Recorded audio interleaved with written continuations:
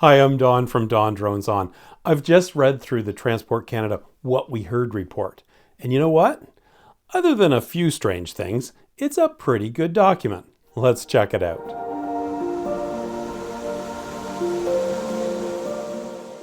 TC publishes a What We Heard report after they hold consultation sessions with the public. The last RPAS one was back in October of 2021. And after reading that one, well, I just trashed it.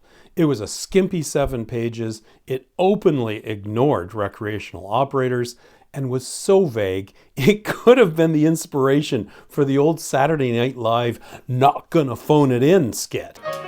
Not gonna phone it in tonight. Not gonna go through the motions tonight. This time I'm really gonna do the best I can.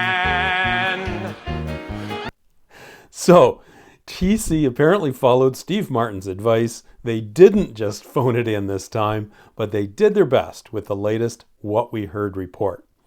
It's a solid 14 pages in total, with 5 pages of intro, context, and conclusion, but a good 9 pages of meat in the middle. A pretty good sandwich. Let's get my quibbles out of the way first before we get to the positive stuff. Starting with the cover. Now, I've been trained to have 3 things on a report cover page. A title. Good, they got that. A date.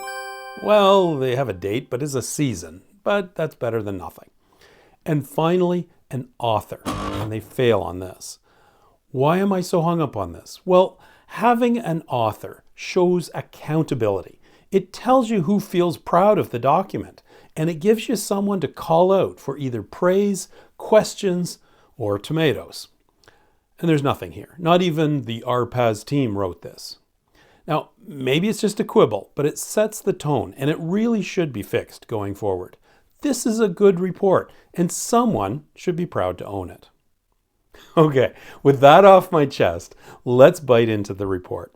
It starts on page 4 with a section called Comment Themes. It certainly sounds like they've gone through all our comments and sifted and sorted them into 10 main themes. They acknowledge that there are some comments outside these themes, but these are the main ones.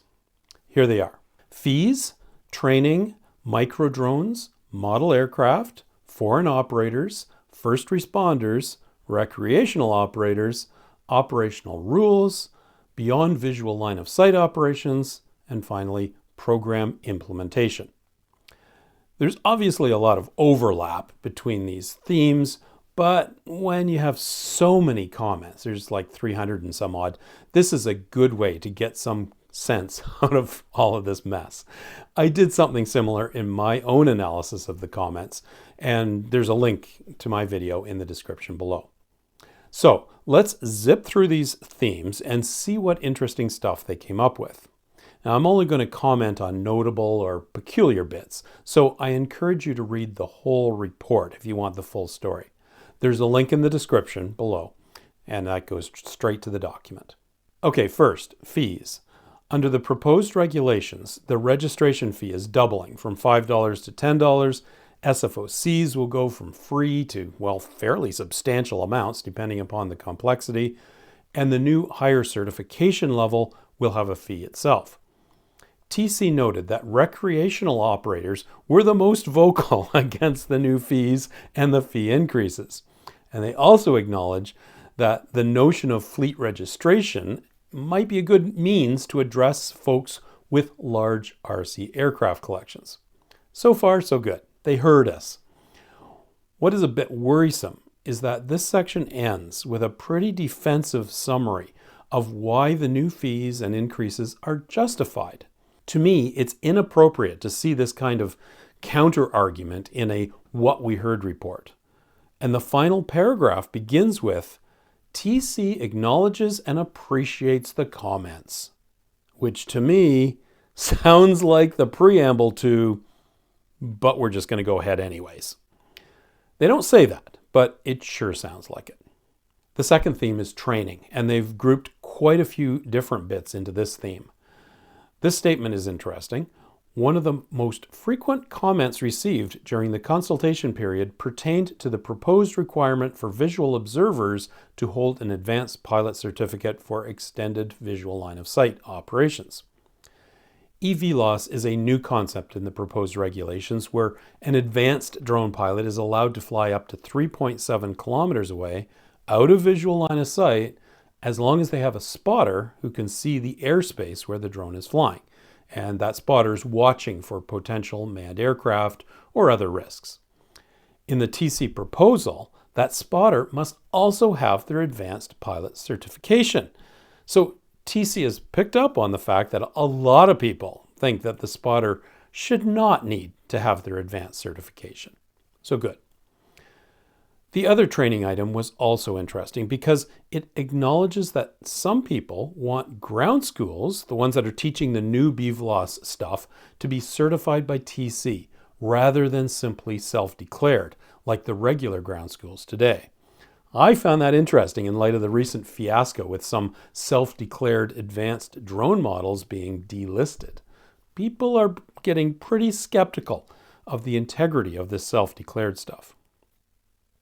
The third theme is microdrones, and here I'm surprised at the spin in the report. It begins with many stakeholders were looking for the proposed regulations to set more rules around microdrones, RPAS weighing less than 250 grams.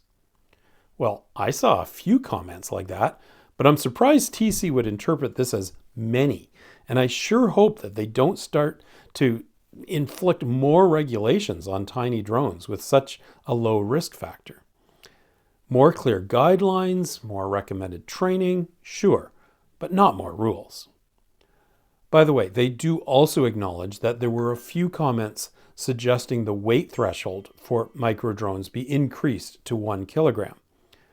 But then they immediately launch into a defensive argument justifying the 250 gram limit. Again, I don't think a what we heard report is the place for countering comments.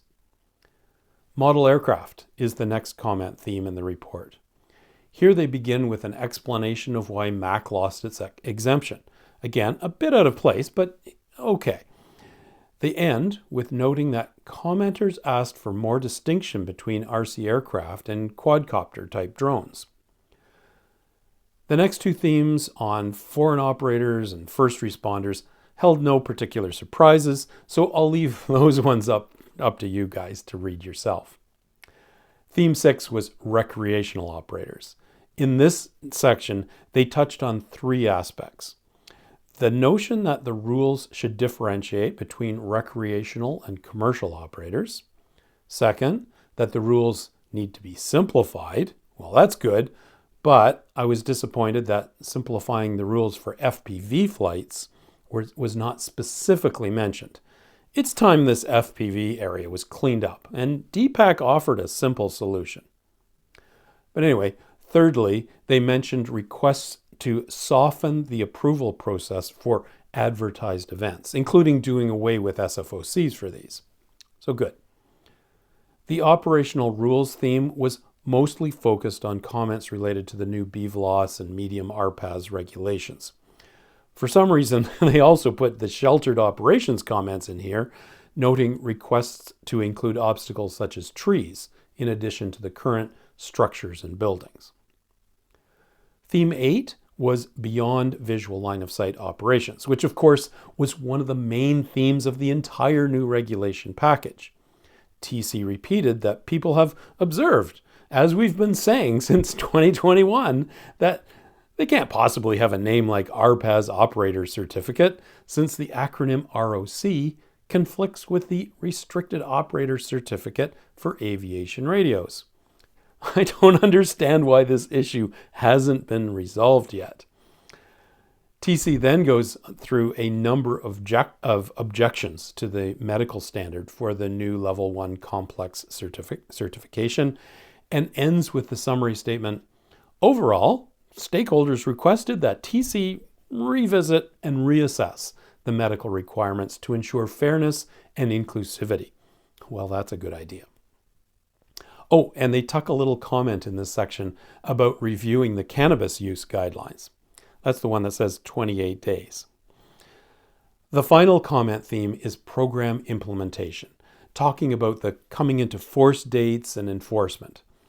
Some stakeholders had criticized enforcement, so TC defended themselves with the statement, TC has established partnerships with 17 law enforcement agencies across the country who are authorized to issue administrative monetary penalties, AMPs, with respect to non-compliance to the rules set out in the CARs. Well, that's an interesting tidbit, but again, it's out of place in a What We Heard report. So, I would certainly recommend you download and read the entire report. It's only 14 pages long and a fairly easy read. And aside from a few quibbles and very odd defensive posturing that they've put into it, I think this is a pretty good summary of the consultation sessions that were held in 2023. Now, I'm not holding my breath that all of our comments and recommendations will actually be implemented in the 2025 rules, but at least we've been heard. Thanks for watching. Safe and happy flying.